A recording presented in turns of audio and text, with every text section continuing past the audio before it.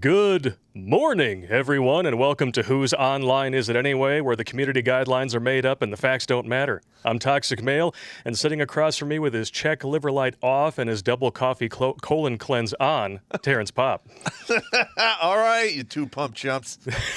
We got a guest today. Yes, we do. Red Pill all the way from Europe. Welcome to the game, good sir. All right. right. It's good to be on. Thank you very much for inviting me.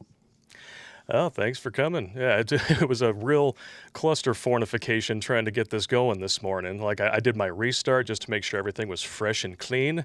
And then right at that moment, the battery in my wireless mouse craps out. And I'm like, what the I have to run upstairs, find a wired one.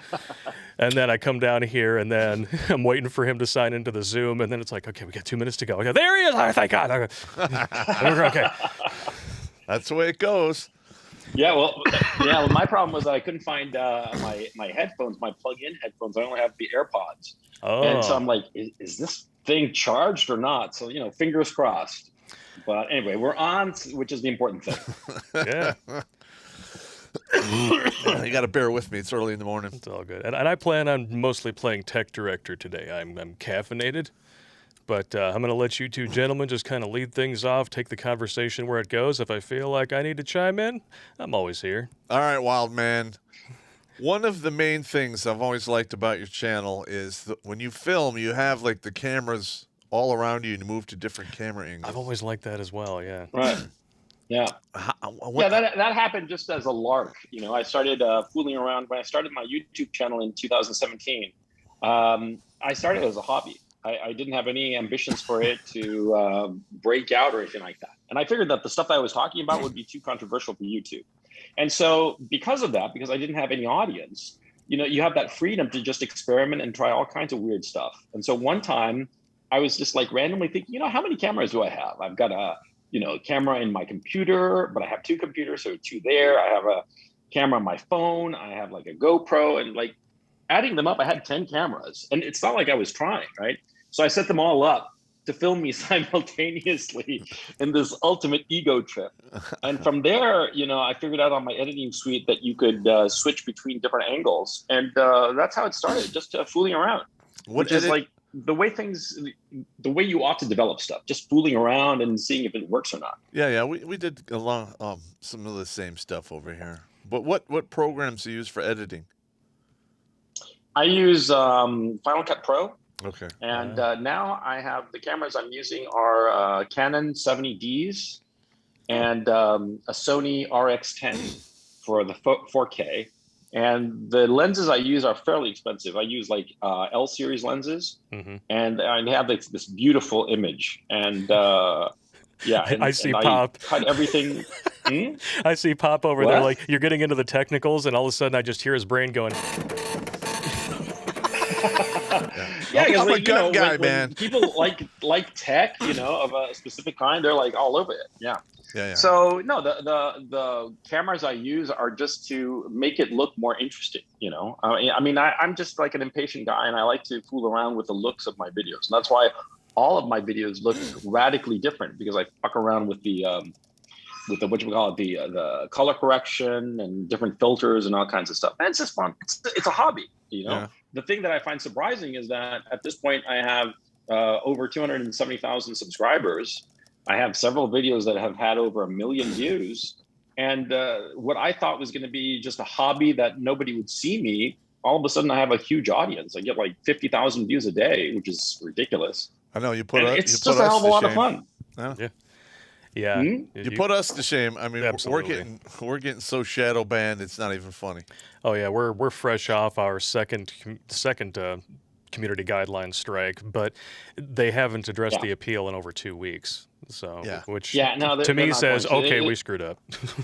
No, they just, it's not even like alternative views or views that they politically disagree with. It's that YouTube as a platform has decided that they want to go full corporate, and they just want to push CNN, MSNBC, that kind of news outlet, video outlet, and the opinion pieces and whatnot. They don't want it. They don't want DIY stuff like guys like you and me.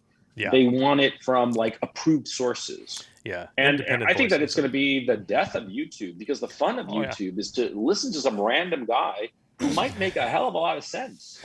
In my own case, for instance, when I listen to when I want to know about foreign policy, not foreign policy, foreign affairs, international relations and stuff like that, I don't go to CNN or MSNBC. I go to a couple of guys who are of Greek descent, but one grew up in the States and one in England, called the Duran, Duran, the Duran. And it's two guys called Alex Mercouris and Alex Christoforos. And these two guys have the smartest analysis imaginable. I mean, like light years ahead of anything on the mainstream media. And these are just DIY guys, just on like cheapy, cameras in their computers. They're not doing anything sophisticated, but their analysis is so spot on. But it's those kinds of independent creators that are being squeezed out by YouTube and the other tech oligopolies. Yeah. And so it's just really dispiriting, and it's really shameful, because they are keeping news and smart analysis from people. And also what's going on is that now on YouTube, if you say the wrong word or have the wrong opinion, they censor you. Yep. That used to happen in totalitarian states, not in the United States, not in Western Europe. This is totalitarianism. And the way that they're playing it's just ridiculous. It's just really despicable. It is exactly the same as the Chinese Communist Party. It's 6 of one, half a dozen of the other. It's the exact kind of regime. And on top of it, it's coming out now that a lot of the US government and the British government and the German EU governments are in bed with these tech oligopolies, and sort of like deciding who they allow on and who they don't allow on. This is an infringement on your free speech rights. And we're supposed to live in a representative democracy where you have the right to free speech. But now you have the governments basically, acting hand in glove with these tech oligopolies to, say these views are okay, but these are bad, so silence them. What the hell? Yeah. I mean, I know our channel started getting, the boot on the neck when we were, we came out with MGTOW stuff. Yeah. As soon as that happened, it was just a little bit of pressure. We broke out a little bit in early 2019. We had a phenomenal stretch of just hit after hit. Those were like the Amy Horton videos, the Tessa Newell videos, and we were gaining thousands of subs a week. Yep. We finally hit 100K, and all of a sudden we hit like 110. Boom. And that's like the only thing that smashes into the wall harder than a woman at 35 is a red pill video creator on YouTube that hits 110,000 subs. I mean, like, What happened to me was that in 2019, in June of, 2018, in June of, I've been back for and I was actually thinking of winding down the channel, and I had roughly 15,000 subscribers in June of 18. And then all of a sudden, a couple of old videos I'd had hit with an audience, and it hit huge. And then another, and then another, and another. It was like 3, 4 in a row that went viral. And my channel went from 15, 16,000 subscribers to over 100,000 in just a couple of months. And from there, it was just going strength to strength. And then into 2019, all of a sudden, it started slowing down. I was clocking in at 250,000, 240,000 roughly in August of 19. And I remember very clearly, I put out a new video and was going viral. And then all of a sudden, I mean, like 3, 4 hours after I released it, I could see the view count, and that the bars, they kind of like decrease, right? And I could see the bars, and then all of a sudden, the views got squashed.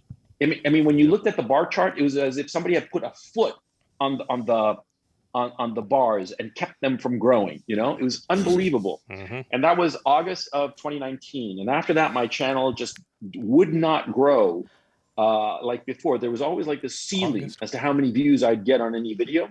And in December of 2019, that's when I got demonetized out of the blue. I was just like completely demonetized, and I appealed, but it was perfectly useless. Of course. And since then, I made up my mind that I was just going to continue with my channel, with my CRP channel. And even though it's not monetized, I don't care. I mean, I just want to keep on growing my channel as best I can, and somehow figure out a way to get to 1 million subs. That's what I want, because I know that by my metrics, by the views I've had, I should be right now, I should have at least double my current audience, at least 550, perhaps 600,000 subscribers.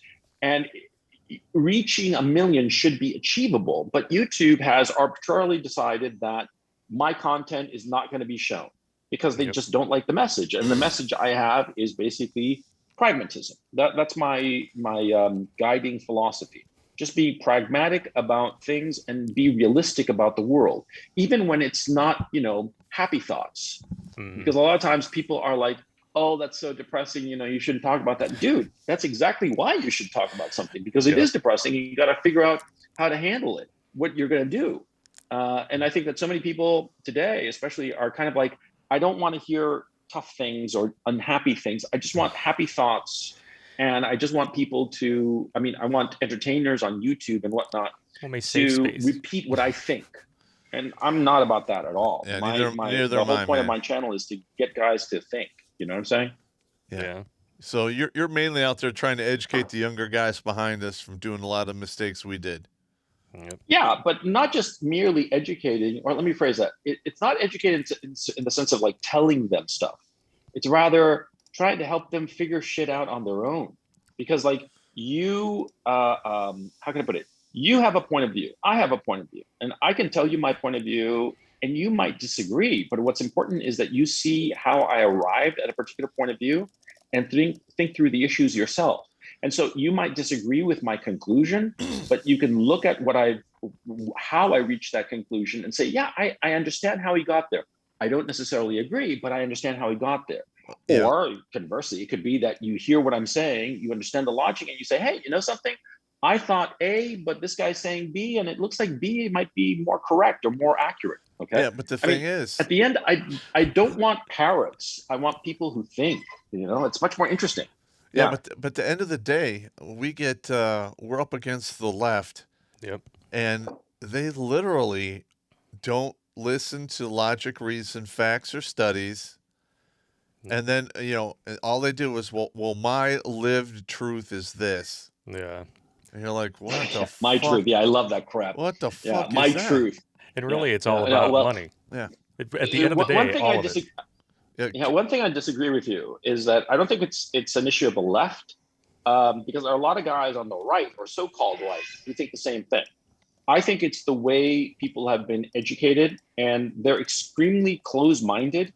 And what's weird is that over the last 20, 30 years, people, rather than try to think for themselves, they sort of like adopt wholesale somebody else's opinion, and they're just like completely narrow-minded. And they don't want to listen to anything that contradicts their view. And everything about our society sort of like caters to people, caters to what they already think. And so everybody has become very accustomed to all of their information just agreeing with what they already think, as opposed to actually challenging what they think and perhaps getting them to think different. And so you're saying that it's the left.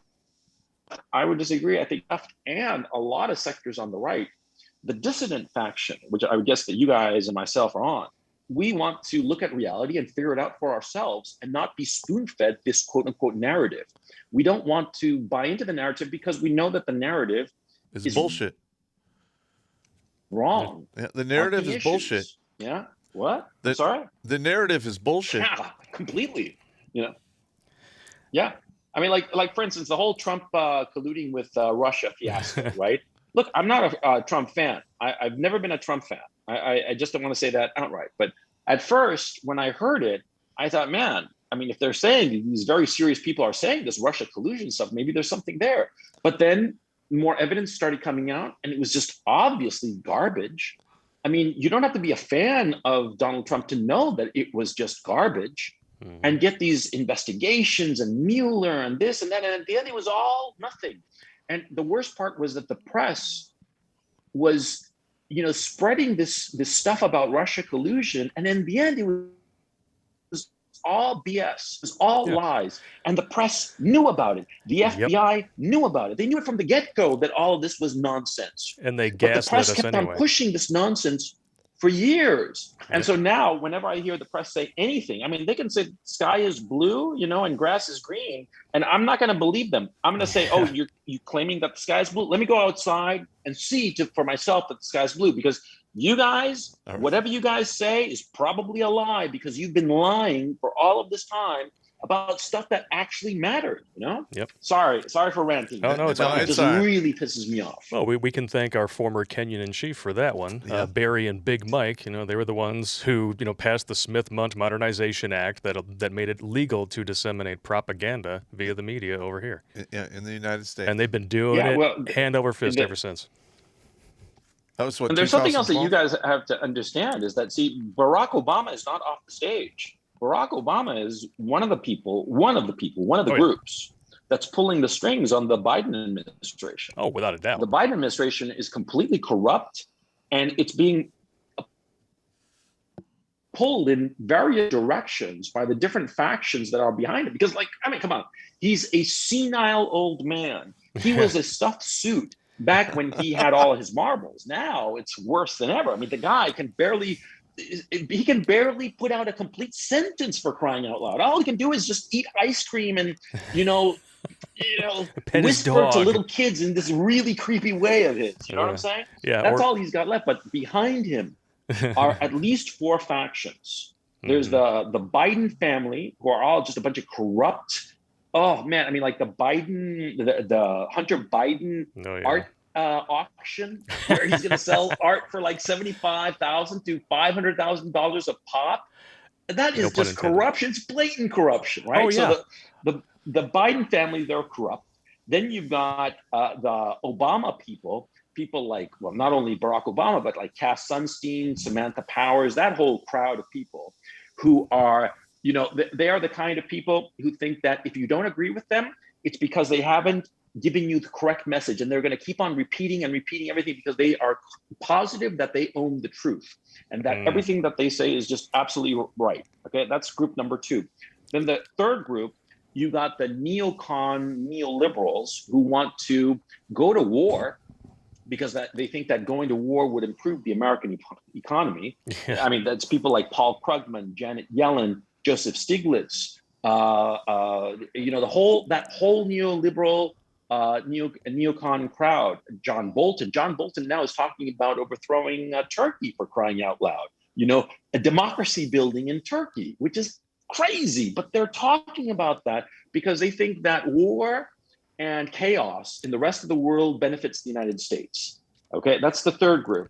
And the fourth group you got are these crazy communists like AOC, the Squad, Ilhan Omar, all these crazy people who are just out of their minds. They're communists, okay? And my family comes from Chile. And we had a socialist communist government between 1970 and 1973. And let me tell you, they made a hash of it. Every time the communists and the socialists get into power, they always screw it up big time. I know. And that's what's happening in the United States by way of this critical race theory crap, which is just a warmed over and racialized socialism. And it always ends in like massive amounts of death. They still cannot attach a number to the amount of people who died between 1901 and 1999 due to socialism and communism. Yep. Yeah, and the best estimate is that the big black book of communism that was written by those French guys. I forget the black book of communism. That was the name. It was this history. It was like a series of essays, and it was published by in France, and it was translated into English. And I read it years ago, and they estimate that conservatively between 100 and 150 million. But that's the conservative estimate. Very conservative. And they go through it, China, the Soviet Union, the Ukrainian famine. I'm in Ukraine now. That's where I live. I live in Kharkov, which is like 40 kilometers from the Russian border. Uh-huh. And the memories of the famine of the 1930s are still present today. The effects of it are still present today. These guys, they're horrifying. They're monsters. I mean, if you give me a choice between communists and Nazis, I'll go with the Nazis, quite frankly, because the communists, they're evil. The Nazis are crazy, but the communists are evil. I mean, evil like bad to the bone. You know what I'm saying? Like march into a camp. Evil. Yeah. And so, look, the Biden administration, you can see the contradictions in the Biden policies. For instance, you have Biden one day trying desperately to have a summit meeting with Vladimir Putin, because what the neocons want to do is pacify things in Eastern Europe so they can turn their attention to having a war with China, right? And so Biden tries to pacify the Russians, but then there's a group within the State Department led by Victoria Nuland, who's the Undersecretary of State, and she's basically the number one foreign service officer in the State Department. And she hates the Russians, right? And so you have one day Biden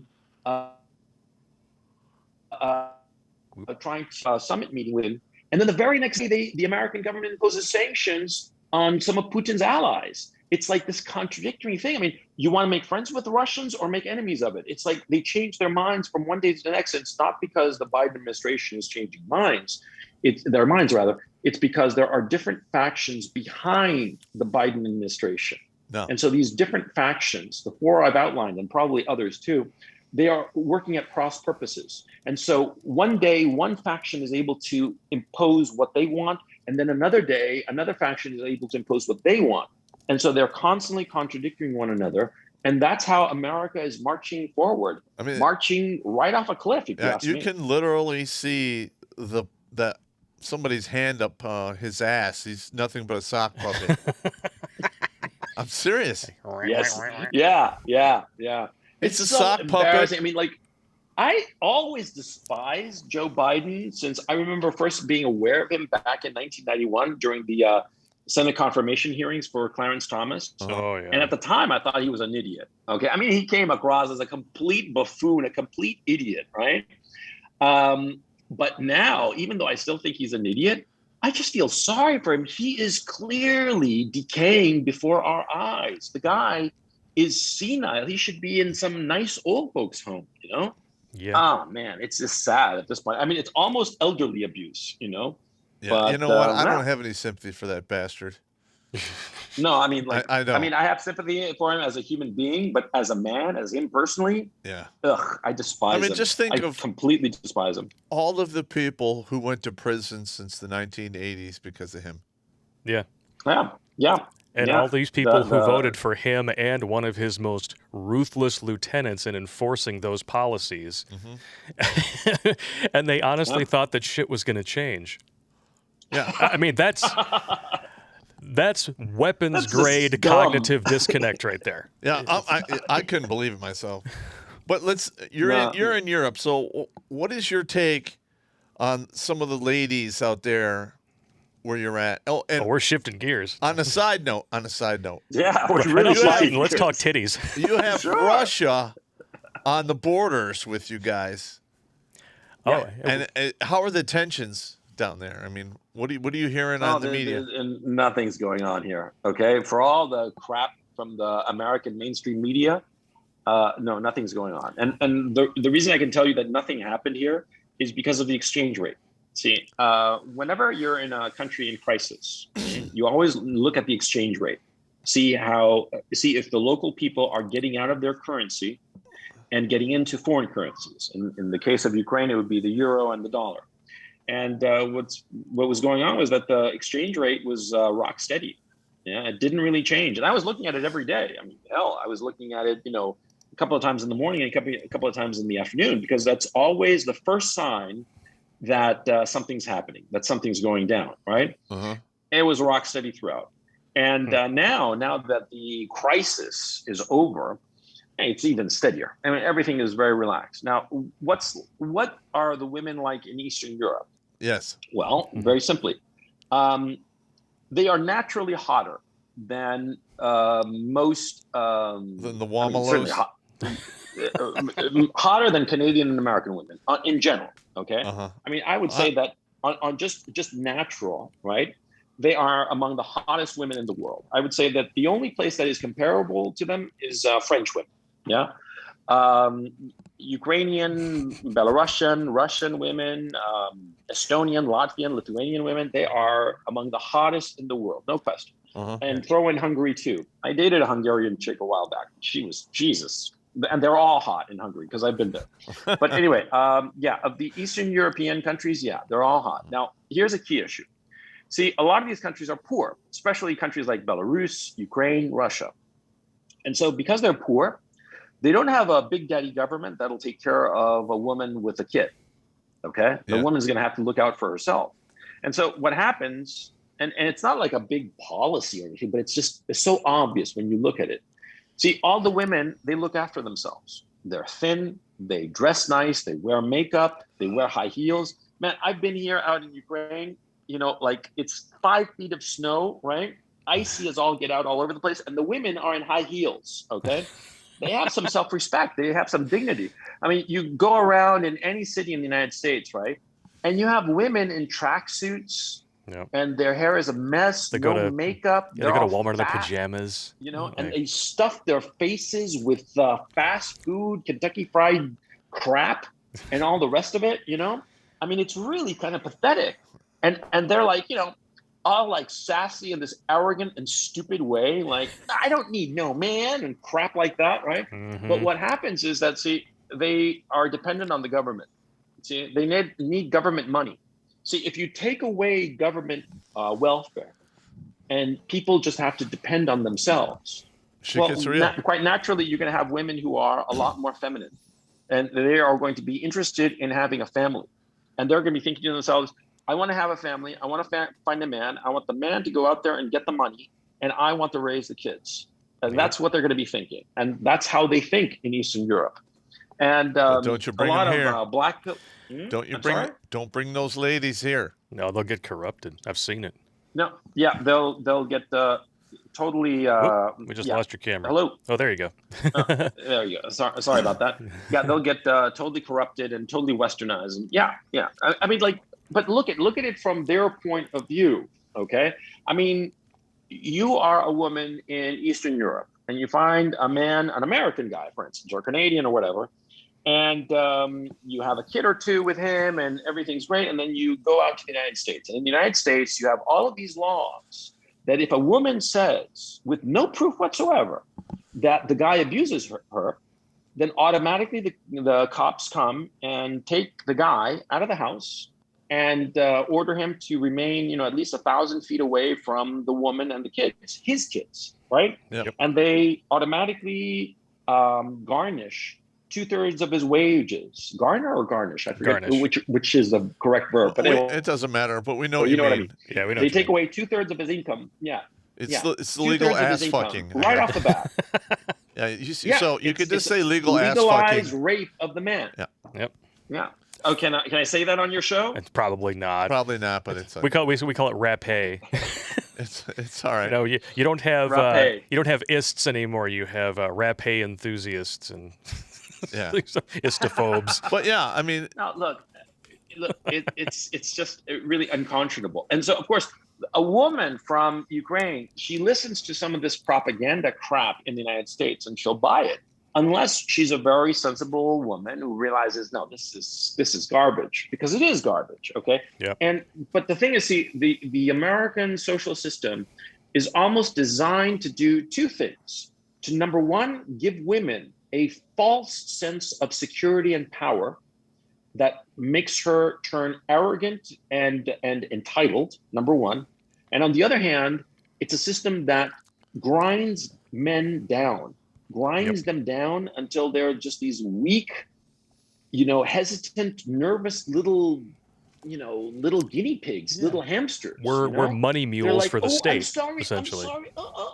Yeah. You're talking about sheeple? It robs them of any kind of self-confidence. And also, any kind of area or organization that's only for men has to be destroyed. Of course. It has to be destroyed. And so men can't learn from other men. Yep. They can't learn how to be, how to act, because any kind of organization that is just for men has to be destroyed and opened up to women. And women come in and they wreck the place that's supposed to be for guys so that they can learn how to be a man, because nobody is born knowing how to be a man. You have to learn it. You have to learn how to be a man. You have to learn how to have self-confidence. You have to learn that very important thing of knowing when to be aggressive and forward, and knowing when to step back and realize that you don't know enough or you don't have enough information. And you only get that judgment, that sense of the line, by watching other men, learning from other men, and developing your own self-confidence in your own areas of expertise. But all of that in the contemporary culture in the United States and the Western democracies has been deliberately and systematically destroyed. There's no organization that builds self-confidence in young guys today. They have, if guys are self-confident today, you start asking, and it turns out that either they had a dad who was on the ball, or some grandfather or uncle who helped them out. But you see the point. A guy, to be a man, he needs the help of other men. And that's being denied them, which I think is outrageous and cruel. I mean, I fucking think it's evil, quite frankly. It is evil. Know? I mean, if you've watched my show in the past, haven't you? Yeah. Yeah. And like I always throw in, every now and again, I throw in like life lessons. Like the last one I did was how to take the L. Yeah.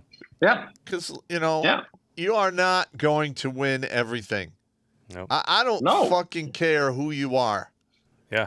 Sooner or later, you're going to go somewhere and you're going to walk out with your ass as a hat. Yeah. It happens to everybody. Yeah. You're going to get chewed up. There's no shame in it. No. And some people, they get that first L and they never recover and they just stay defeated for the rest of their days. Yep. And that does not have to be. No, but there's also another problem in regards to taking losses. See, in our contemporary culture, you are unforgiven in the sense of like, I'm me, I'm just doing something and I make a mistake. And because of this mistake, my career trajectory is destroyed. My career is over. And there's no possibility of me fixing this. And you see it in all kinds of careers in the private sector and also in the military. One little mistake and you're out. They just kick you out. There's no possibility of a mistake. There was this, I read somewhere just yesterday, as a matter of fact, someone was talking about the 4 most important admirals in the U.S. Navy during World War II. Nimitz, King, and the other, Halsey, and I forget the 4th. But all of them screwed up big time when they were junior officers. I like Nimitz, Chester Nimitz, right? The aircraft carrier is named after him for a reason. He was the big brain of the Second World War. Chester Nimitz, on his first command, he ran his ship aground, right? That's a major screw up. Right? Yeah, that is. But the senior officers at that time, they realized, hey, this guy is talented. He's screwed up, and we're gonna give him an ass whipping for running his ship aground. But we're not going to destroy his career because he screwed up, yes, but he's talented, and everybody screws up, and you pay your dues and you move on. Yep. But today, if you screw up, and everybody knows this, if you screw up even a little bit, that's it. Your career is over. And therefore, what happens? Everybody is super conservative, super afraid. They don't do anything because they're afraid of screwing up, because they know that if they screw up even a little bit, just a tiny little fraction, their career is over. All the work, all the effort, all the debt that they went into for their stupid career, they won't be able to pay it. They won't have a career. They won't have a life. And so they figure, I'm not going to take any chances. I'm always going to play it safe. I'm always going to do what everybody else is doing. I'm always going to be a part of the herd, because if I step out of line you get smacked. And try to look at a problem from a fresh perspective, a novel point of view, I might get destroyed. And so is it worth it? And the answer, of course, to anybody rational is no. And so that's why you have leadership classes in the United States that are so conservative, so kowtowed, so frightened. They don't take any chances. They always go along with the herd. And that's why with all this garbage of critical race theory, all the people in positions of power are just like nodding and going along because they don't want to make waves, because they know that if they screw up even a little bit, everything that they've worked so hard to get is destroyed. And you see the problem here? Yeah. And it's because of your point that, people are not being allowed to take the L. And you have to allow people to screw up. That's how they learn. I mean, nobody learns from successes. You only learn from failures. And absolutely correct. There's 2 points of irony here that I see here. A lot of this cancel culture, I would say 99% of it, is being pushed by the leftoids out there. But the right wing are not saying anything. The right wing are just going along. Oh yeah, I understand. Like, okay, it's please don't get me. Yeah, it's because the left are crazy and the right are cowards. You put those two things together, one of them is always going to gain more ground over the other. But ironically, the leftoids call themselves progressive. What is the first way to completely cripple society from actually making progress? Making people too afraid to try anything. And, of course, these are the same people who will cheat on the soy boys that they claim that they want, And then if it gets With the brought up, chat. and then if it gets brought up like 5-6 months later, that was like forever ago. Oh my God. And yet they still want you to say that you're sorry for shit that happened generations before you were born. Yeah. Or like, God forbid I did some fucked up shit in high school. Yeah, heaven forbid. Oh my God. You're 16 and you touched this woman's box and she was upset. You're like, I don't even remember touching a box. Yeah. And she wasn't even upset at the time. Yeah. It's like, And if you were 16, you'd decades remember. later, she's like, weren't you upset about that? And she's like, oh yeah, I was, because now she's going to get so many benefits if she claims the victimhood, card. If she says, yes, I'm a victim, me too, all of a sudden she's going to get all these benefits, all of this attention, all of this like sympathy, like, oh, poor thing, you want to go on Oprah and talk about how miserable you are? Yeah. And, you get that kind of attitude. And so it's just inviting people to lie and to be dishonest in order to get a little bit of attention and, of course, ruin somebody's life in the process. Yeah. It's really despicable. All right. So if you don't mind, I mean, what exactly do you do out there for work in Europe? I mean, like my regular job? Yeah. I am retired, basically. I retired in 2016. And so basically now I just fuck around. Simple as that. Oh, that's cool. It's not more complicated than that. No, that's pretty cool. Yeah, because I got medically retired from the Army in 2018, and like I have some health issues that keep me from like working a 40-hour-a-week job. So I mean that plus I like doing this. So this is well, what happened to me was then it's a hell of a lot of fun to be online. An online influencer. Well, the thing is what happened was that in. I'm now up to like 372 people have gone on the record and basically said that, our channel has kept them from killing themselves. And that's one of the main reasons I do what I do. Yeah. Yeah, that's a really, when I get those messages of people who tell me how my videos have affected them in a positive way, I'm just like so thrilled. It's just a wonderful feeling. Yeah. And a couple of times, I've been walking down the street and some random person will come up to me and say, hey, you're Coach Red Pill, CRP. Hey, how's it going? I'm like, holy cow, this is really cool. Yeah. I love when Popp gets recognized. That's happened to me a few times. It just feels fantastic, and it's very humbling. It's extremely humbling. What do I do? What are you talking about? When you get recognized, it's always hilarious because nobody just outright comes up to you. Like they see you walking by and they're like, it could be Popp? I don't know. Next thing you know, 10 minutes later, they see you coming back from the bar with 2 beers. Hey, it's Popp! Yeah, that happened when I went to Chicago for the ICMI. You drink too much when people are like, no one recognizes you unless you have a beer in your hand. Nobody recognizes you unless you're holding a beer. Yeah. Is that him? No beer. Can't be him. Can't be him. He drinks beer in his sleep. Yeah, and like, one of the things that I try to do is I'm trying to get these kids when they're 18, because between the ages of 18 and 22 is when these guys are dick thinking, and they just write a mortgage with their P-Nice that they got to pay for the rest of their life. Yep. And you're like, what the hell? Yeah. No, I think it's really despicable, the scam of the student loan system, because it is designed to enslave people. And I think that a lot of the resentment that we're seeing. You're talking about you're talking about the student loan aspect. I'm talking about the pussy aspect. Oh, what do you mean? Well, when these young guys are reach the age of 18 to 22, a large percentage of these guys like have kids out of wedlock. Yes. And, really? Yeah. And you're paying, you're on the hook for child support from like 19 to 40, 49, something like that. I mean, that's well, at least 18 years of the kid's life. Yeah. A minimum.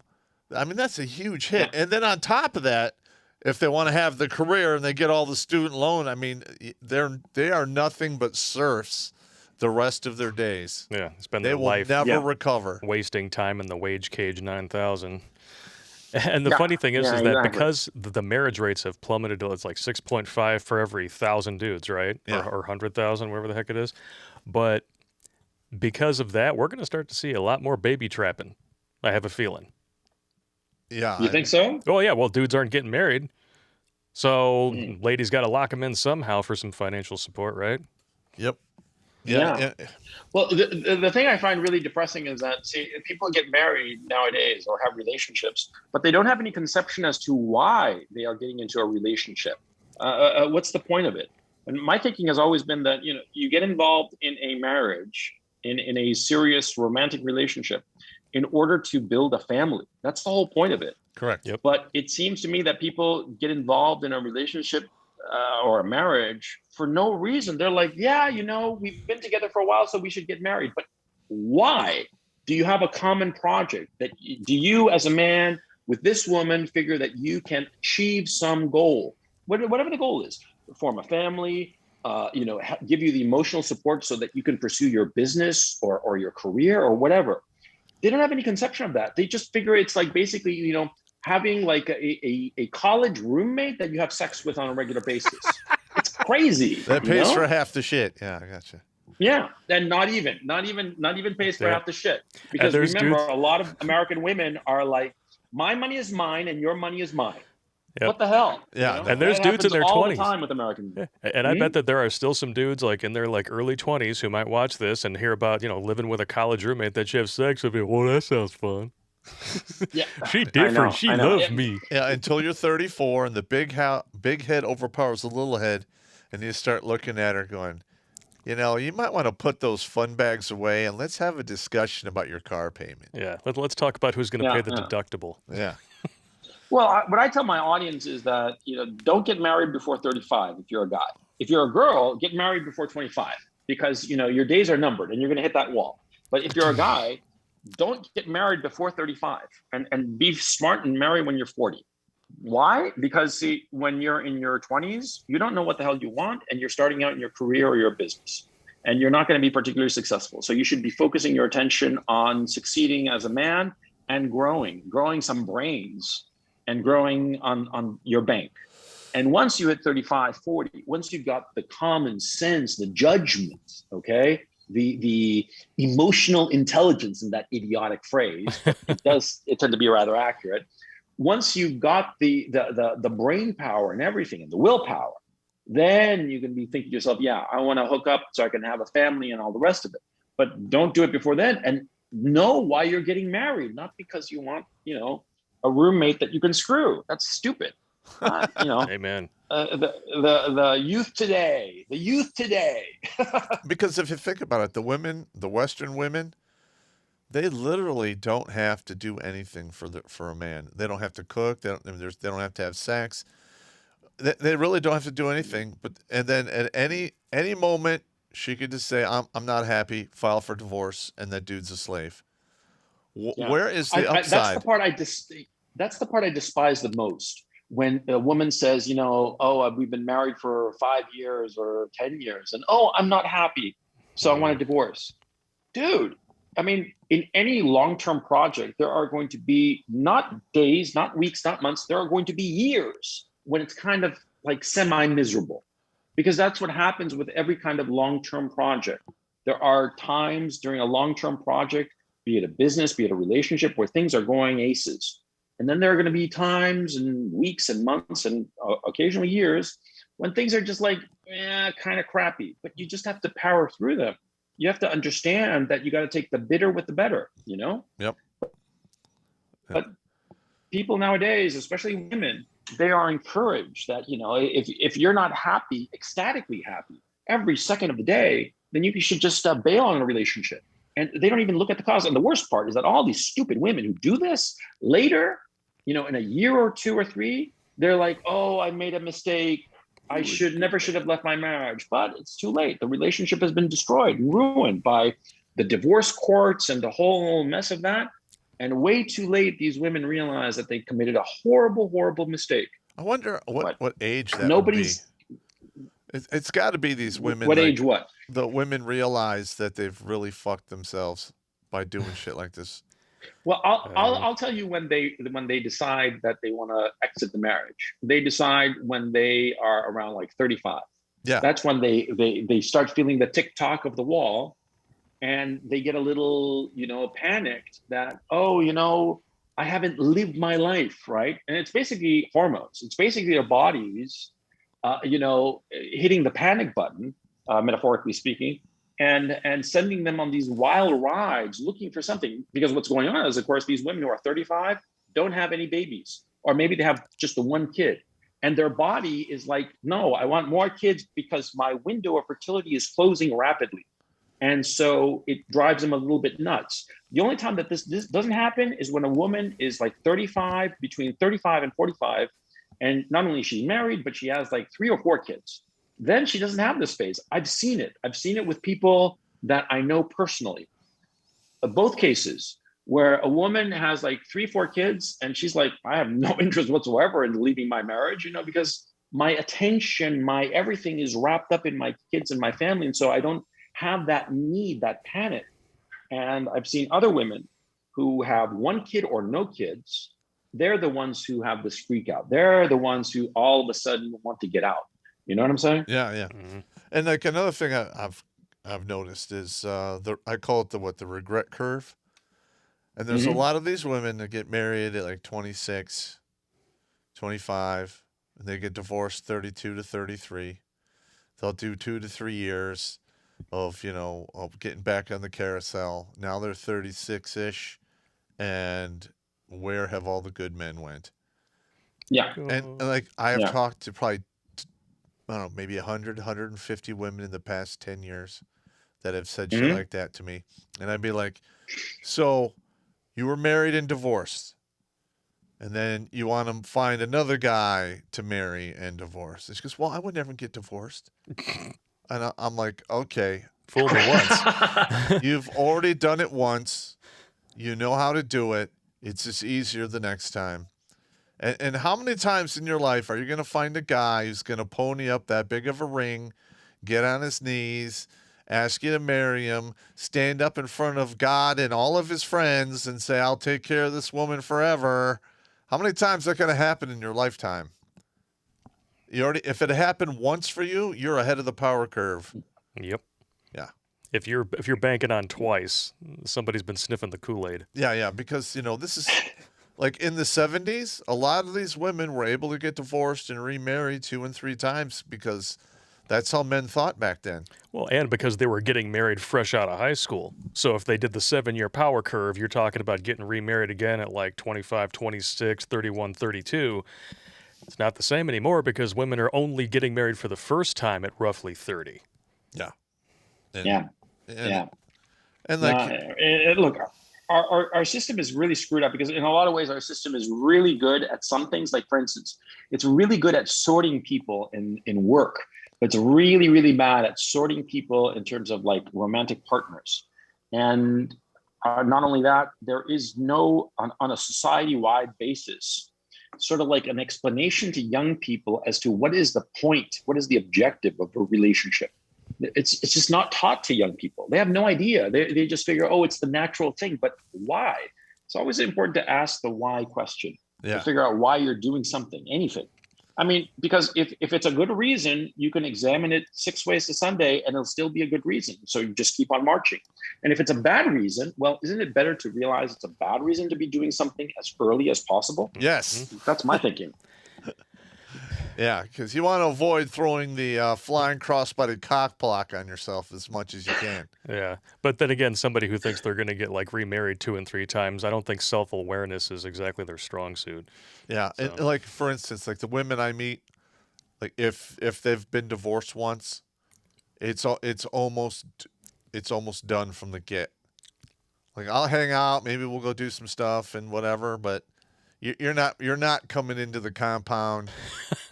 Maybe you can use the bazaar to buy some shit once in a while, but you're not living here. Nah. I'm sorry. Bye-bye.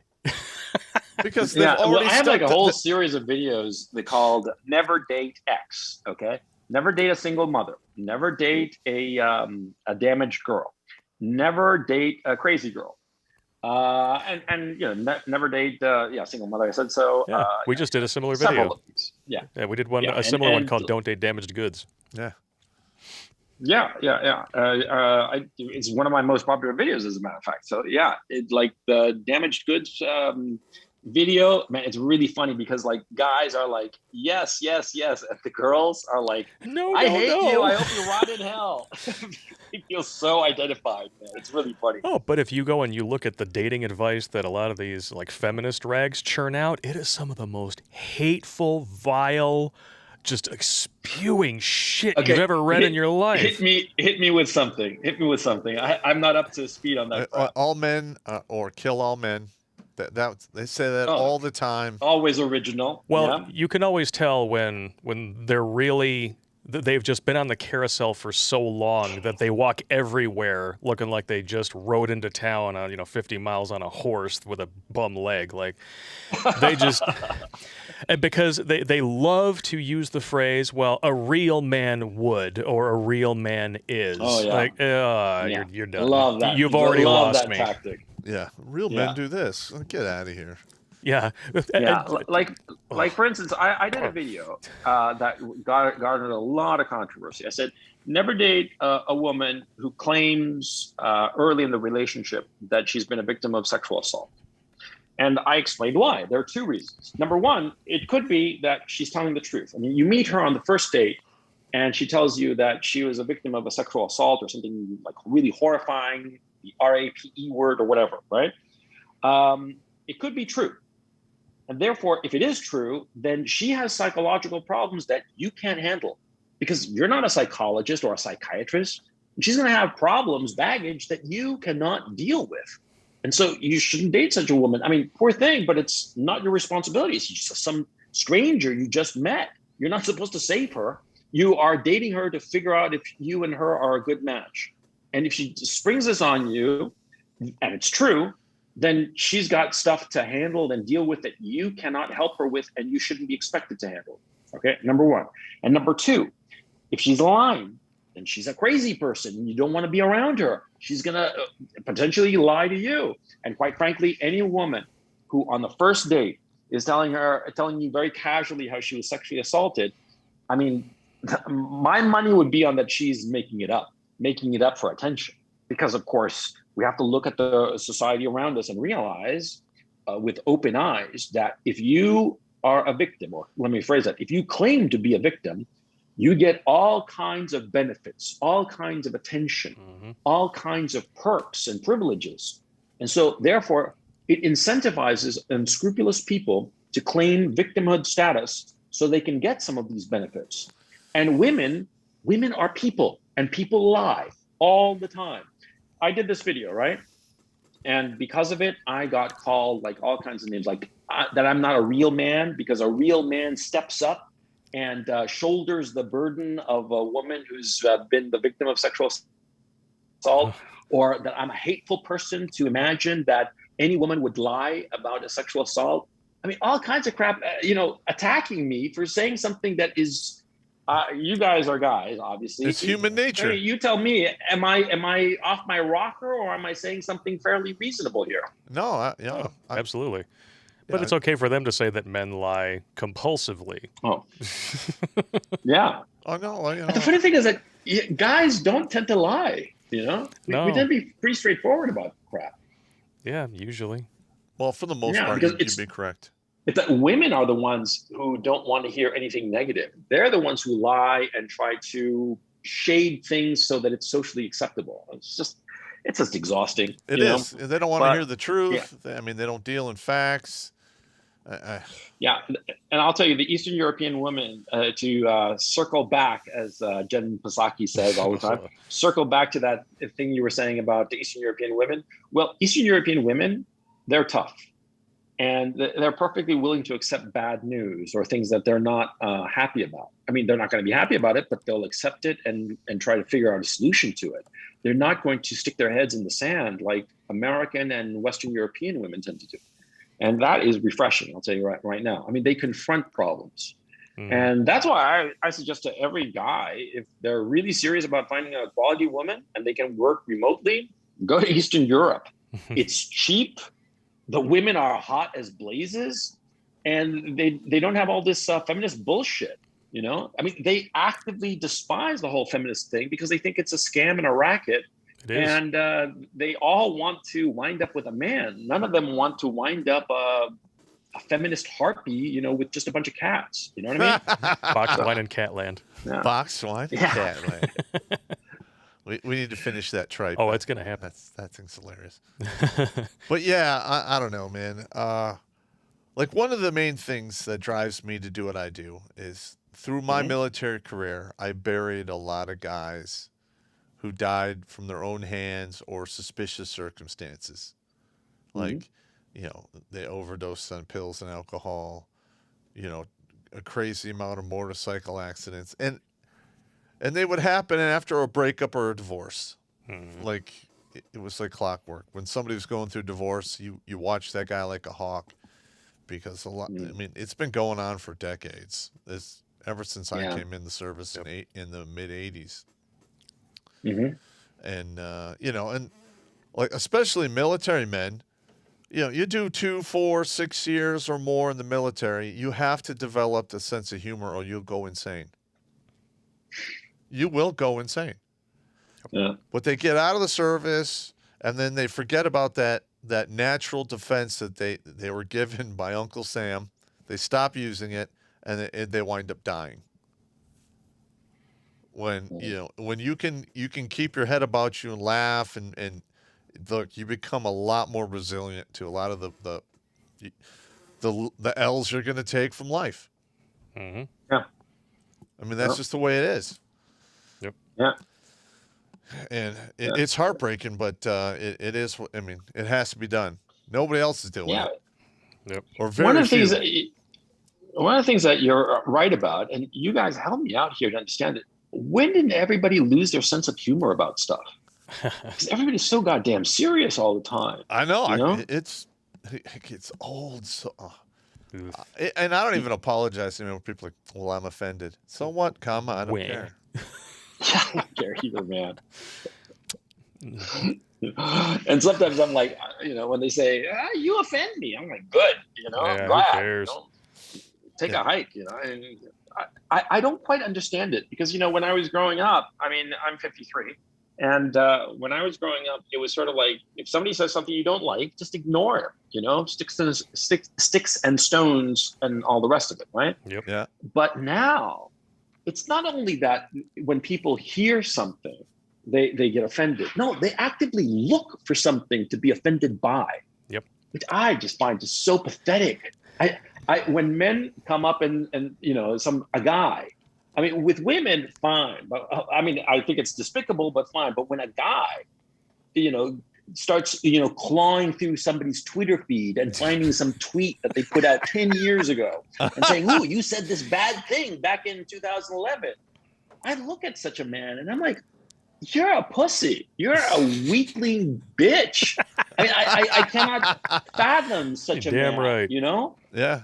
I mean, the only time that somebody is saying something, you know, bothers me is if they're saying it, you know, 4 inches from my face, you know, and sticking their finger into my shoulder. Then I'll react.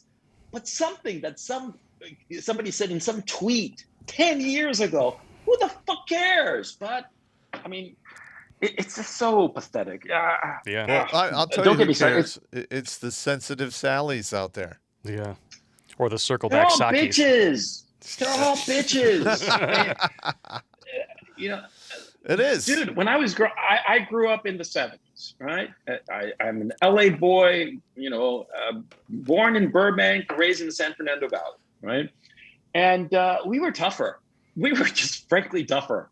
I mean, I remember going off with my kids, with my friends rather. I was 6 years old, going off in my red Schwinn with a banana seat. Yeah, And you I remember guys that. are probably of the age. Of course. You know that, right? Yeah, and my red Schwinn with a banana seat, right? And Those a are the sissy bomb. bar. Remember those? Yeah, right? those are the bomb. And and I'm like going around with all my friends, and we would go out like way far away from home. And I remember one time I crashed, Jesus Christ, I crashed, and I cut my chin here. With my beard, my goatee, you can't see it, but I have a huge scar here on my chin. I remember dripping blood just across my shirt. And I was like, oh, crying, it hurt. And then, well, what am I going to do? And I just hopped on the bike and kept on going. And like blood pouring down. My shirt was like completely drenched. And I got home and my parents were horrified. They were like, what the hell happened? And I don't know, I fell, And the next day, my mom didn't say anything. She's like, go have fun, go play. But now, man, everybody's freaks out. They're pussies. They're pussies. I can't believe it. The fuck out. And the parents just need to land their fucking choppers, man. Like, stop helicopter parenting your kids. Let them make mistakes. Let them get hurt. Consequences are a better teacher than you will ever be. That's right. Unfortunately, exactly. There's a lot of youth out there that are going to run into the real world, and they are completely unprepared. Yeah. And it's going to be one hell of a learning curve. Did you see what school playgrounds used to look like in like the 1940s and 50s, man? Like surviving school was your reward, let alone a freaking diploma. But there was also something else. Is that people weren't assumed to be idiots. And people assumed that other people would have a little bit of common sense and would not do anything fantastically stupid. Yeah. Well, now common sense is so rare. It's a superpower in the Marvel universe. That's a true story. Yeah. It is. Yeah. I'm waiting for Common Sense Man on Disney Plus. I remember like growing up, you'd be on a swing, right? And the swing was just basically like a chains, right? And like a band. Okay, like a rubber band, like a rubber thing, not a rubber band like to hold money together, but like a rubber belt. Yeah, I know. Sheet. Yeah, rubber belt. Yeah, that. And you'd swing, and your fingers would get like pinched by the chains, right? Mm-hmm. And you'd like jump off and crash, and it was fairly spectacular, right? Yeah. Now you go to some park or something, right? And they'll have a swing. And the chain has been completely rubberized, so it's impossible to pinch your fingers. And the seat, it's a seat where you're wrapped up with like a safety belt, and so you can't like go flying off. You just swing, and you don't experience any of the excitement or danger or fear. Mm-hmm. And that's like an essential experience of that. I used to jump off those swings as a kid, and we'd have a competition about how far you could fling your meat suit. Yeah. I used to do that. Yeah. I had a practice where I would try to I wouldn't even try to jump off the swing. I would try to just like swing out right at the apex, so I would dangle in the air like a cartoon character running out of a haunted house. And you're a kid, you're like, it's so much fun. Yeah. It's like, you keep mulching your hair. Who cares? Yeah. Yeah. How many times did you go flying off the swing, right, and crash, right? I wrecked my like bike. Evel Knievel, right? Oh, yeah. It was just so much fun. I used to jump ramps with my bike with the banana seat in the front yard. Oh. Yeah, absolutely. That's one way to talk like the Bee Gees. Oh, man, you land on that banana seat wrong. Yeah. I mean, but the thing is, I look at kids today, and they're indoors all the time in front of a fucking screen all day. Yep. And they're like zombies, and it's just sad. I remember growing up, like when I was around like 13, 14, a friend of mine, a guy in my neighborhood, had a computer, right? But he would spend hours and hours trying to program shit into it. Okay. But like now, the computers and smartphones, the kids don't program it. They just play some game. And it's just, it strips them, it robs them of imagination. The friend that I had back in the day in like 81, 82, who would be like programming on his computer, it was like a problem-solving issue. He was developing his mind and his ability to solve a problem in order to program the computer.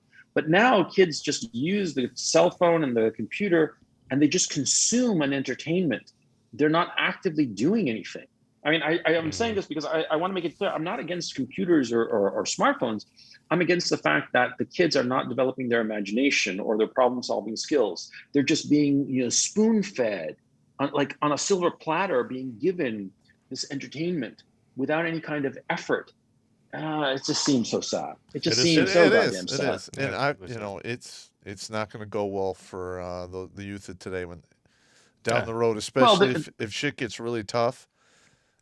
Shit is going to get tough. There's going to be it's getting huge tough right now. Oh yeah, it's getting tough now. How's real bad. how's the inflation going in the States? By the way, where are you guys? By the way, I'm Michigan. outside Detroit. Yeah, we're in Michigan, Okay. and inflation I Okay. think is up another 5 points for June. So you're talking We're just shy of like another 6%. like 10 to 15% inflation. Well, just they're in 2 saying months. we're just below 6%, but it's higher than that. It's way higher. Yeah. How can you guys tell? Food, gas, Well, or gas is rent? Gas is up 40% just since January. Everything else has gone up because when the cost of oil goes up, the cost of And shipping it everything goes else up. goes up. So Sure. taking it right in the fourth point of contact. Yeah. Yeah. Lumber prices, I hear they've gone down, right? I have not really bought any lumber or done anything like that, but we'll see. Like what a couple of happens. months ago, it was like spiking really bad. Oh, it was out of control. Yeah. Out of control. Yeah. But no, I mean, like I'm like looking at that situation like a hawk, and I don't think I don't think the prices are going to come down, because a lot of people in the authorities and the Federal Reserve and the Treasury Department, they're saying, oh, it's temporary. Bullshit. Well, maybe it is temporary, but 20 years from now, is that temporary? Yeah, exactly. I mean, we had crazy inflation in the 70s, and it did peter out, but it took 12 years. No, it took the Federal Reserve chairman at the time, a guy called Paul Volcker, to raise interest rates to what was it, 16%, just shy of 16%. Yeah, that's nuts. The Fed funds rate. Right now that rate is like at 1.5%. Okay, that's what it takes to halt inflation once it gets going. And my fear is that if inflation in the States gets going like really badly, they're not going to be able to stop it, because the economy would crater if they raise interest rates to those levels to really halt inflation. And so there'll be a huge wake up call, and there's gonna be a two-way rifle range. It's gonna go nuts. Yeah, and the thing that is really concerning me is that the American establishment, political establishment right now, they are willy-nilly going into, they are looking for a war. That's the thing that really bothers me. They are looking for somebody to declare the enemy and go to war with them in order to distract from all the domestic problems. And that has me deeply concerned. I mean, like in 1982, there was this dictator in Argentina called Galtieri, and he was having all kinds of problems, and he was about to be overthrown. And he decided that the smart thing would be to go and invade the Falkland Islands. Yeah. And start a nice little war. And he never figured that the Brits would go down to the Falklands to defend their islands. I mean, there's nothing in the goddamn islands except sheep, I know. And so he figured that, a nice little war would be just the ticket. And so they invaded the island, and Galtieri's, numbers shot the moon, right? Because everybody gets behind the leader once you go to war. And everything was hunky-dory for a bit in Argentina, and everybody had forgotten all the serious economic problems going on, the dictatorship that was corrupt. Everybody forgot about all those problems because everybody was like, putting on the flag. Our troops are in the Falklands, right? And then, the British showed up, kicked the shit out of them, right? Yeah, my concern is that the United States might decide to get into some war with either Russia or China or both, and figuring that, we're going to win this thing, and, it'll be a cakewalk. And then they get their asses handed to them. I mean, really handed to them. Vietnam, anybody? Well, Vietnam. And the thing is, we lost. We didn't get our asses handed. They've had war games with the Chinese, and they lost all the war games. And that's something to be, very concerned about. I think that a lot of very arrogant people are in positions of power right now. Mm-hmm. And I think that they stupidly think, oh, it's the American army, we can do anything, we can win any war. Yeah. And they're not looking at the reality on the ground. Nope. And frankly, the reality of how well trained and how well led is the American military to win any war. And it's questionable, quite frankly. I mean, with the track record over the last 20 years, come on. If we just look at that track record, and I retired in 18. And if the army that I left in 2018 met at an adversary which is similar in tech level, in training, we would be fucked. And they're deliberately trying to weaken our military by opening it up to these diversity quotients. And Biden has been rattling his saber. It's one of the only things that he's doing, and it's not going to go over well, man. I mean, he deliberately baited the hook so that things would go bad enough in Afghanistan to send people back. He did it on purpose. Yeah. And he's going to try to blame Trump for it. Guarantee it. Well, the thing about Afghanistan is that I think it's just horrifying what happened, because what was won is the question I have. Nothing. What was accomplished? You know, 20 that's years, just it. And all nothing has ever been accomplished by going into any of the stands. No. There's nothing of value there. Just leave it alone. Yeah. It is so stupid. There's nothing there. Nothing there. So there's no resources? No. There's a lot of resources. I mean, it is a mineral paradise, but there's no infrastructure. Everyone there wants to kill you. I mean, it's just not worth it. Yeah. They want to kill you because you unify them. Once you're gone, they want to kill each other because they've been killing each other for centuries. Yep. You know, yeah. There's nothing there. You know, I mean, it's sad and pathetic, but you know, just I don't get it. You know, no and 20 years for nothing. You know, yeah. and that's the thing that is so tragic. You know, all the Iraqis who died, the Afghanistans who died, the American soldiers who died needlessly. There was nothing to be won.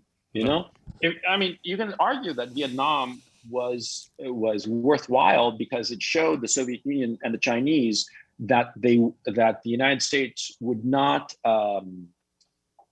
back off, would would fight against communism. You could argue that, but in Afghanistan and Iraq, it just seems like a tragedy. And I think that young people and civilians were the only people injured.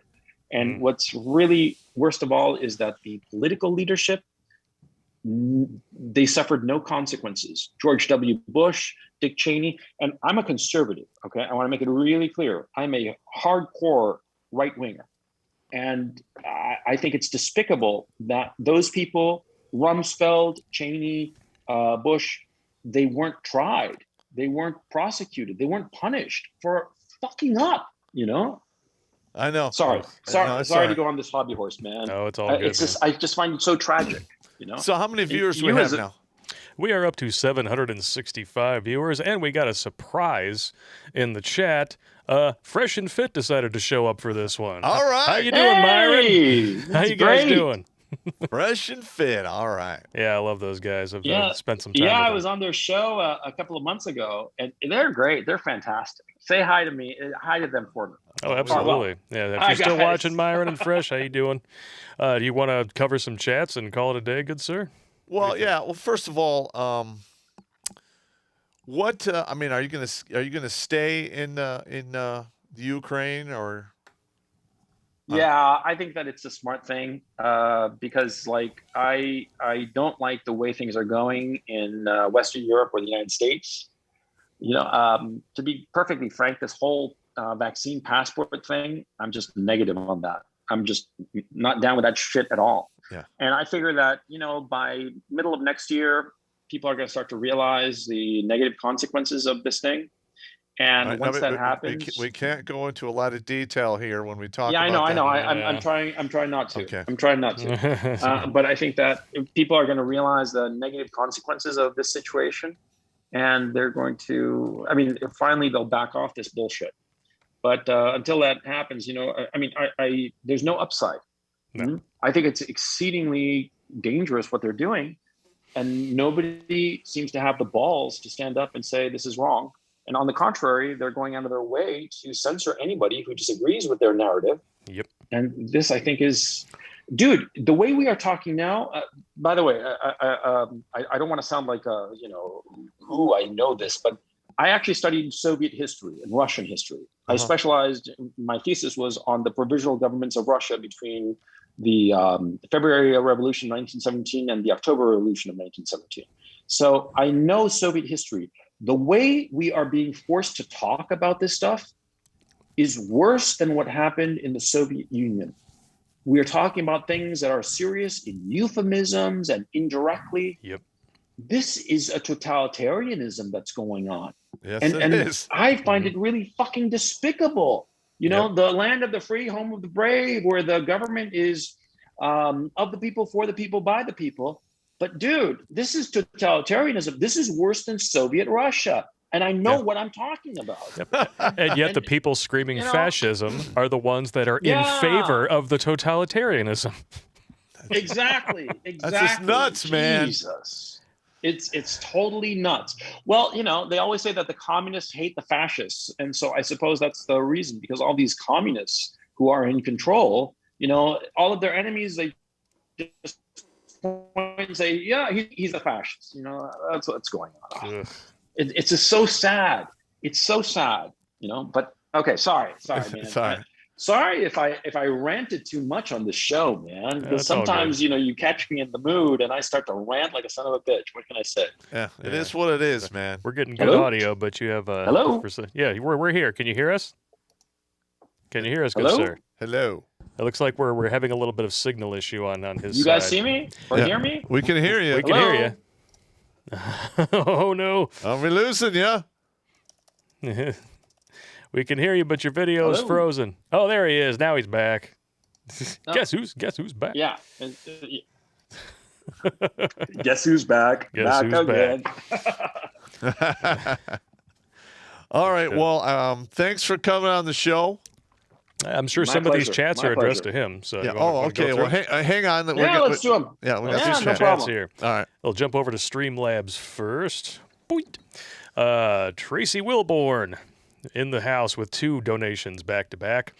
Woohoo! 2 of my favorite content providers. Thanks, Popp and Blake, for having CRP on. This is awesome. And didn't you know that no woman has ever made a false rapé charge? # believe all women. Yeah, right. Believe all women, yeah. Yeah, absolutely.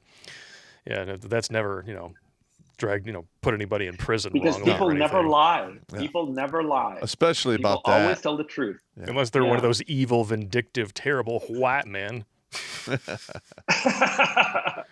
Yeah. Jackal the Emperor. That's why when people ask me why I don't want a girlfriend or a wife, I just ask them why. There is literally no logical reason for a deathin' like me to waste my time with a female who doesn't even know how to be a woman. None will have the Emperor. None will have the Emperor. I like that. That's going to be my new motto. I like it. None will have the Emperor. Yeah. Dinosaur 13. No day drinking, my dudes? Oh, man, we're still recovering from last night. Dude, it's like 10 in the morning. What, you think this is coffee? Okay. Well, yeah, it's Irish. It says, all good. Have a drink later, for it can be alleged the Lord hath seen those committing a Deuteronomy and gone Sodom and Gomorrah on a mural of the alleged saint of fentanyl. Narf. Yes, they did. He actually got hit. It just got hit by lightning. That was funny. It that did. Was on a sunny day, no less. Yeah. That's when the Almighty. Really? Yeah, when the Almighty himself is That's like, a sign yeah, fuck of God. that guy. That was a sign from God. Yeah. Yep. No, I mean, a sunny day and that mural. I've never heard of a wall getting hit by lightning. I mean, you know, it hit a roof and it was a statue somewhere or a tree. Yeah, it was, what? It was the mural. It was on a wall. It was a painting. It was a mural? Yeah. Yeah. Yeah. Yeah. and it got totally blown out. I mean, like poof, right? And exactly where the guy's face was painted. I mean, look, I'm not a particularly religious guy, but if you push me on this one, I'd say that was the wrath of God. Mm-hmm. You know, somebody's saying something. Yeah. Somebody just said something. God looks up from his newspaper. Oh, fuck that guy. Exclamation point. Exclamation point. Yeah, exactly. I like it. That's good time. So run over here to YouTube. Alex Patino. The problem with communism is that it failed to consider human greed. At the end, only the strong will oppress the weak so as to have more benefits. That's exactly what happens. Yeah. You have to completely turn your back on everything Darwin and biology has ever taught us. Yeah, we're evil, hairless monkeys. Yep. And we always act like evil, hairless monkeys. Yes, we are animals. Yes. Yeah, that's why you need to go to patrolbase.net and get your t-shirts, dudes. Evil Hairless Monkey, really awesome art by our good buddy Steph. Nice. Nick Crocodilis, holy shit, my two favorite boomers together. Pop's not a boomer. Boomer. Fuck you. I'm Gen X. I am Gen X. Me too. Proudly Gen X. You know, put on the Alice in Chains, God damn it. Boomers. Okay, boomer. Alex Patino again. Is it true that Eastern European gals call American and Western European gals men with tits? Damn. Sometimes. Now that's funny. Wow. That is messed up. Yeah. Well, think about it. I mean, they're going out of their way to call masculinity toxic. But at the end of the day, the behaviors that feminists are embracing are inherently masculine. So they're talking out of one side of their mouth, trying to shame men and keep us, down, trying to crush us underneath their high heels. But at the other side of their mouth, this is actually kind of a good idea. Maybe we should do this. The fuck? Yeah, well, one time I was talking to an Eastern European girl, and she said, "I'm not a feminist because I'm feminine," and that pretty much sums it up. They are women. They are girly girls. They like pretty clothes and makeup and nice hair and be soft and cuddly. Not like feminists. Not like these purple-haired. I can't deal with that. Troglodytes. No. Troglodytes. Such a good word. I like it. Nick Crocodilis again. To me, you only remind me of my bad life choices. All right. Well, sometimes hindsight is 2020. Yeah, sometimes it's 15-15. Yeah. It's a little better than 2020. Yeah, a little bit of 2010 action going on there. Masako Ban, what to do about the Great Reset? Is Uruguay a good option to flee for a rural life? I'm BR in PT. The EU seems like a bad place to be in the future. Yeah, you know what? Ordinarily, I would have said... Go ahead. Sorry. Well, first of all, I have no idea what will be safe and what will not be safe. No. So I can't make a recommendation. So all we can do is wish you luck. My thinking is that Vietnam in Asia, that's a good place to go. Lots of opportunities and it's cheap. Uruguay, not so much, because Latin America, the whole of Latin America, including Uruguay, which has traditionally been pretty stable, they're starting to lose their minds and go commie. It's happening in Chile, which is my home country. And so I would be, I wouldn't recommend Latin America. I would recommend Vietnam in Asia and, Singapore, but you got to be rich to live in Singapore because it's incredibly expensive. Or else Eastern Europe, because I think Eastern Europe, it's so backward and out of the way that I think this crash that's coming, it's not really going to affect them that much. Not as much as, say, the U.S. and Canada and Western Europe. Yep. Yeah. I agree with that one. But in either case, wherever it is you decide to go and hang your hat, go and vet it, spend some time there. Sure. Talk to some of the locals. Just make sure you know what you're getting into. You can only tell so much from reading stories, talking to, the online personalities and, books. So yep. You got to go. You got to go. Yes. Exactly. Joe Marisaw. Now we just need Sandman and Joker, the four horsemen of MGTOW. Yeah, thank you for the donation, good sir. Fresh and Fit entered the chat with a $9.99 donation. Thank you very much, good sir. It's like what, 2.5 gallons of gas now? Yeah, it's like 2 gallons of gas in a Snickers bar, which is good. I can only imagine how expensive it's got to be down in Florida now. Yeah, it's got to be nuts. So, Nick Crocodilis once again. Las Malvinas son Argentinas. Die rot tooth bongs. What? I don't know what that means. No, I don't know either. How did you I don't know. Go away. All right, fine. With a $5 donation. Former Mustang officer. No, it's a screen name. My feelings are hurt. That's a screen name. Former Mustang officer and SFAT team guy here. The incompetence was astounding in the Army. I'm open to speaking about it. You know me. I email you. Mm-hmm. I almost wanted to read that last bit in the parentheses in an Indian accent. You know me. I email you. No, he's absolutely correct. The incompetence that I had to deal with in the military was insane. Well, the officers are useless. Well, a large majority of them were. I mean, I did not serve in the military because I have horrible eyesight. I just, 2400 literally. Huh.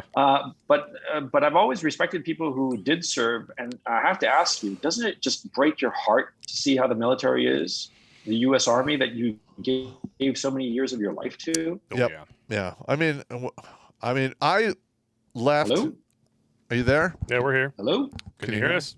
Damn it. Hello. We can always hear him. He can't ever hear us. Whenever this goes awry. Well, one of the big things about the military. Hello. Hello. Hello? Yeah, we're still here, bro. I think you're Hello? losing the charge on your ear pods. Yeah. Hello. Hello, damn it. Yeah. Yeah, the ear pod. Actually, I think his internet connection might just be fluctuating a little bit Well, because he's frozen, and can you send him a text? yeah, I can try here. Tell him he's froze up. You froze up. Dude, you froze up on us, man. Dun dun dun. Yeah, it's like we can hear him, but we can't see him, and now it looks like. Boop, boop. Oh, now we're back. Are you back?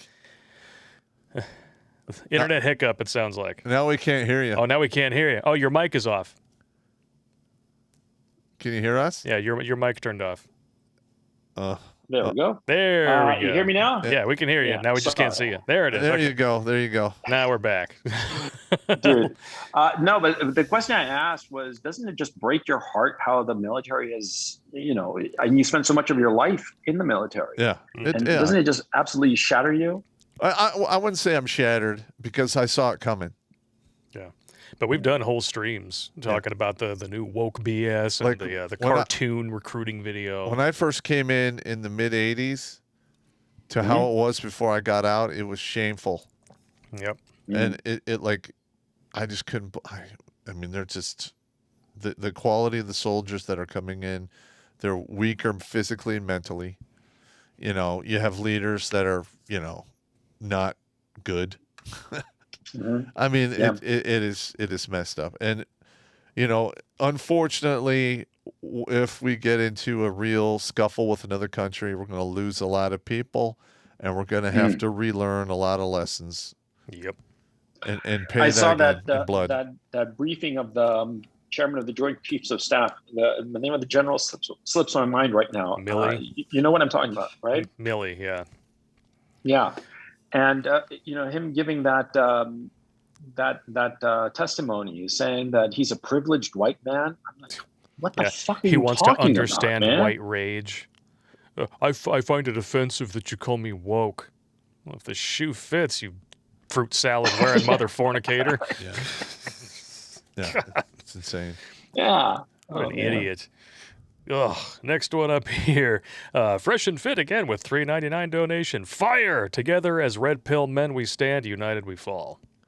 Okay, I'm cool with that. Amen to that. Yeah, I'm down with that. Yeah, Joe Marisol, Susan can't handle so much masculinity. Nah, man. Susan show up here and whip her dick out. Riggs Jr. with a $5 donation. Good to see you, CRP. You speak the raw, offensive truth we all know is right. Keep doing what you do. Straw, please. Thank you. Hey. There was no computer there that time. Thank you so much. That's very kind of you. Nick Crocodilis again. Remember the 9/11 Bin Laden owned crane in Mecca? I didn't hear about that. Nah. Got nothing.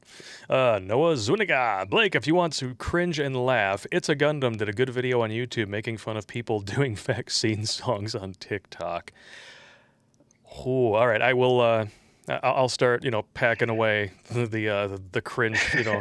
I need to gird myself up for that one. Those, man, of those songs that people like singing some song about the vaccine. I'm like, Jesus Christ, this is so cringy, man. They're so cringy. I'm a middle-aged fart, and I thought it was just too cringy for words, man. How cringy could it possibly be? I don't know. Could it be worse than the No Square song? That was pretty bad. That is peak cringe. Yeah. And but that one's funny though. It's funny, and I think what makes it so cringe is not only is it terrible, but they spent 2 million euros on a vertically filmed dance. What looks like, the librarians who would it was filmed in the back of a classroom. It's ridiculous. Like literally. Oh my god. Ugh. Unbelievable. A faceless man. Thoughts on text message censoring via fact checking and door-to-door forced jabs? Yeah. What the hell is that all about, dude? Send people like Jehovah's Witnesses to my house. They're going to check your SMS. That's not going to go well. No, I'm just going to print off that graph that we saw last night. If you were guys, followed us over to New Tech, make sure you guys watch that full stream because you only got an hour of it on YouTube. Just show them that graph. And it will make them shit their pants and then wonder when their dick is going to fall off. Yeah. yeah. That's what's going to happen. And it's insane. And the media's not reporting on it. Like, sooner or later, they're going to have to report. Yeah. Because, their ratings are tanking by just going along with the agenda. No one trusts them anymore. No, America leads the world in distrust of the media. Yeah. Yeah. Gee, I wonder why. Yeah. Shocker. Yeah. Shocker. I'm just telling you right now, no country or civilization ever thrived because of censorship. It is completely the opposite. Yeah. Yeah. Every country that's ever tried it, look, history teaches anything. It teaches you that the side of the people who want to ban speech and burn the books, that's the wrong side. Yeah. 100% of the time. Yeah. You are correct. Wah, wah, wah. Alex Patino again. I gave up back in 2017 when 3rd CR brought in the first female striker crew. That crew was not able to qualify or hit any targets at all. I left the Army with a medical discharge after 14 years, brokenhearted. Ooh. That's It's just mean, man. Noah Zuniga. I doubt Popp wants anything to do with the incompetence of the Army anymore, but Terminal CWO on Telegram and Instagram does a good job of calling out BS in the Army. I do have a lot of guys who are still in who send me stuff, so it's not like I'm not. Yeah? What do they say? No, I got a lot of guys reporting on these women that graduated Ranger School and how they modified the standards and coddled these women to get them through. Yep. And they did the same thing in the Special Forces Q course. It is shameful. No, it's just shameful. It's shameful. Yeah. This is a nice screen name. This is a downer. Let's talk about hookers and blow. Well, that's exactly what we're going to segue into. We're going to segue into it with Cletus McFetus. And a $50 donation. And all he has to say is, big fat milkers. Nice. Talking about Popp's man tits? My boobs? My boobs? You're talking about Popp's man tits. About Ben Shapiro's my boobs? You guys suck, man. I don't know what he's talking about. Are you talking about these? They're natural. Yeah. No implants. All natural. Stunning and brave. He identifies as a man tit. So good. What are you going to do? Edman209 over on MGTOW.tv with a $20 donation. Thank you very much, good sir. I'm happy that I'm here for a time, and I'm here to watch this guy. What? I'm happy that I'm here for the time I am here to watch this guy. I hope Coach Red Pill is good today, and I hope this finds you well. Thank you. Zort. That's very kind. Yeah, thank you very much, good sir. I'm going to jump back over to Streamlabs here. Not too many donations today, but we are very happy for all of them. Jackal the Emperor says, that was just God saying, fuck you, sir. Yeah, when your face gets blown off the side of a building by a stroke of lightning on a sunny day, I really don't think that you're in the good graces of... It's just so damn funny that. Come on. The irony of it. It's just beautiful, Did the statue of Stonewall Jackson get hit? No. The statue of Robert E. Lee get hit? No. The mural of this guy gets hit. That's divine retribution. That is funny stuff. Yeah. Yes, it is. We got a few donations over on D-Live as well. Oh, from Mr. Edman, donated a bunch of diamonds here and 8 ice cream. All right. I'm not even sure how all this figures out, but the animations are fun and it's good times. Formerly 808 Bear has a little teddy bear there doing the pee-pee dance, and Kiter Die donated a lemon. Thank you all very much. All right. So they got lemons, ice creams, and Dropped a Hammer decided to throw one in there. Griced for it. It's all good. We appreciate everything. Thank you. All right. Well, Coach Red Pill, thank you very much for joining us today. I hope to have you on again. It was a pleasure. Yeah. It's been my pleasure. Thank you for calling. Yeah, it was a real pleasure. Thank you so much. And I hope I didn't rant too bad, because sometimes you catch me in a ranting mood and I can go off the rails. So I hope that you all enjoyed it. It's totally cool, bro. Yeah. And one last one, and I think this is a good one to take it out on here. Big Adam 12 just donated on YouTube with a $10 donation. Remember, when they come knocking on your door to give you an illegal medical procedure or to take your guns, it's better to die on your feet than to live on your knees. Yeah. Amen. Amen to that. So with that being said, I think Popp is going to take us out with a safety briefing. All right, don't drink and drive. Don't drink and swim. If you have to fight, don't go to the ground and have a buddy with you. If you're going to bang, wear a condom, take it with you, or flush it down the toilet. Don't trust these women as far as you can throw them, which nowadays, because of womaloitis, is not very far. True story. And if you are making fun of Popp's, manly bitch tits, I only got one thing to say to you. F you and all your motherfucking friends, nigga. Give a fuck if y'all kindergarten, I'll whoop y'all motherfucking ass. That's why Santa Claus ain't real, bitch. That's why I fucked your mama. I'll fuck up all your kids. I don't care, goddammit. Huh? Prove it to me. Prove it to me. That's why you ain't going to Disney World, bitch. Fuck you and your friends. Fuck all y'all. That's why you're not going to Disney World. That's true. Yeah. All right. I'll send you that video. Y'all have a good rest of your day. Take it easy. Take it easy. We'll see you tomorrow night, same bat time, same bat channel. Boom.